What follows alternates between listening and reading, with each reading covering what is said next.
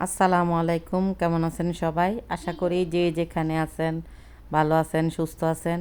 আল্লাহর রহমতেও আপনাদের দোয়ায় আলহামদুলিল্লাহ আমরাও ভালো আছি।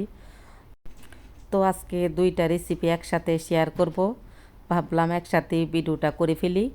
তো প্রথমে আমি একটা প্যান বসিয়ে দিয়েছি, তার মধ্যে তেল দিয়ে দিয়েছি। এখন ডিমগুলোকে আমি ভেজে নিব। ডিমগুলো একটু ছুরির সাহায্যে একটু কেটে কেটে নিয়েছি। তারপর ডিমের মধ্যে হলুদ দিয়ে দিলাম। তো আজকের ব্লগটি ভালো লাগলে অবশ্যই একটি লাইক, কমেন্ট এবং শেয়ার করে দিবেন, সাবস্ক্রাইব করে দিবেন, সাবস্ক্রাইব করে পাশে থাকবেন, আশা করি ভালো লাগবে। তো তেলের মধ্যে ডিমগুলো ছেড়ে দিলাম। এই ডিম বোনাটা আমার হাজব্যান্ডের অনেক পছন্দ। ও এই দেশে থাকলেও আমার কাছে সবসময় রান্না করার সময় করতো যে তুমি ডিম বোনা কীভাবে করো, আমি করি এরকম হয় না। তো সিম্পলভাবে ডিম বোনাটা করা যায় খুব সহজেই। তো ব্যাচেলারদের জন্য অনেক সহজ হবে। আর এই পাশে আরেকটি প্যান বসিয়ে দিয়েছি, তার মধ্যে পরিমাণ মতো তেল দিয়ে দিব। তো দেখতে থাকুন ব্লগটি, আশা করি ভালো লাগবে। তো ওই পাশে ডিম ভাজা হচ্ছে। মানে আমি ডিম বোনাটা করব শুধু পেঁয়াজ দিয়ে, মানে বাটা কোনো মশলাই দেব না। আর এখানে হচ্ছে আমি চিলি ফ্লেক্স নিয়েছি। চিলি ফ্লেক্সটা কিন্তু আমি দেশ থেকে আমার ছোটো ভাইয়ের বউ করে দিয়েছে।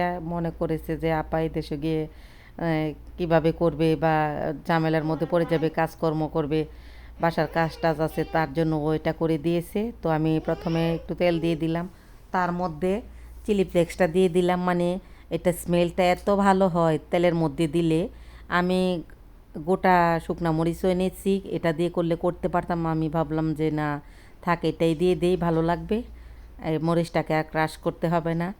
তো এখন দিয়ে দিলাম পরিমাণ মতো পেঁয়াজ কুচি। ডিমটা কিন্তু ভাজা হয়ে গিয়েছে।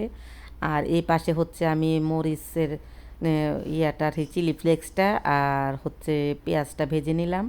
আর এই পাশে আমি ডিমগুলো তুলে নেব, মানে ভাজা হয়ে গেছে ডিমগুলো। ডিমগুলো তুলে নিলাম, তারপর তেলের মধ্যে পেঁয়াজগুলো দিয়ে দিলাম।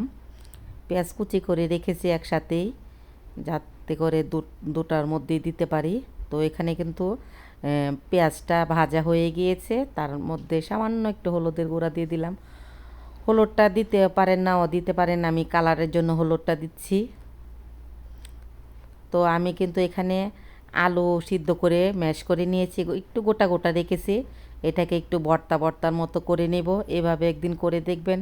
অনেকে তো অনেক রকম করে, আলুর ভর্তা করে, আমি এভাবেও করি, আবার কাঁচা পেঁয়াজ দিয়েও করি। আমার কাছে এভাবে আলু ভর্তাটা করতে মানে ভালো লাগে। ভর্তা বলেন বা আলু ভাজি বলেন, যে যেটাই বলেন বলতে পারেন, সমস্যা নেই, কিন্তু এভাবে করে দেখবেন ভালো লাগে। আমার কাছে চিলি ফ্লেক্স ছিল বলে আমি কিন্তু চিলি ফ্লেক্সটা দিয়ে করেছি। আপনারা গোটা মরিচটা তেলের মধ্যে ভেজে নেবেন, তারপর মরিচটাকে ভেঙে এভাবে ক্রাশ করে দিয়ে দিবেন, তাহলে হয়ে যাবে।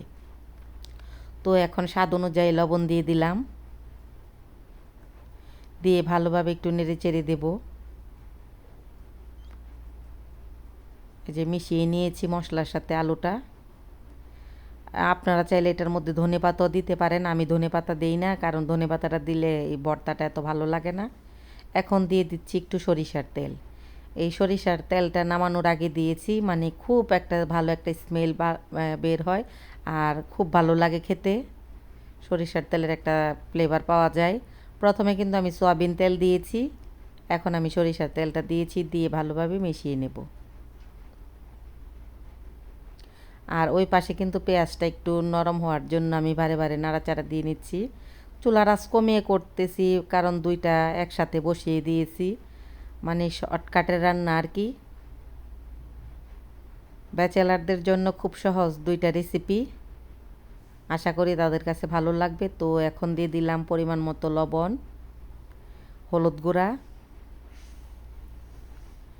একটু মরিচ গুঁড়া। এখন দিয়ে দেব ভাজা জিরার গুঁড়া।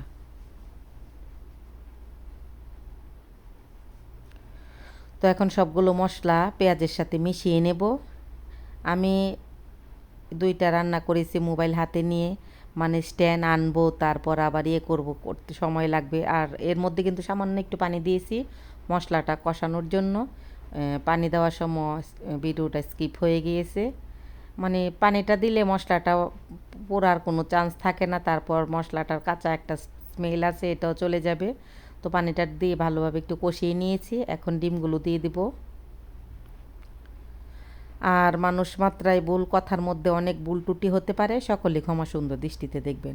হয়ে হয়ে গিয়েছে কিন্তু আমার আলুর ভর্তাটা। আর এখন আমি এটা করতেছি, ডিমটা ভালোভাবে মশলার সাথে পেঁয়াজের সাথে মিশিয়ে নেব। ডিমটাও হয়ে গিয়েছে। মানে শর্টকাটে একটা রান্না, এভাবে একদিন করে দেখবেন।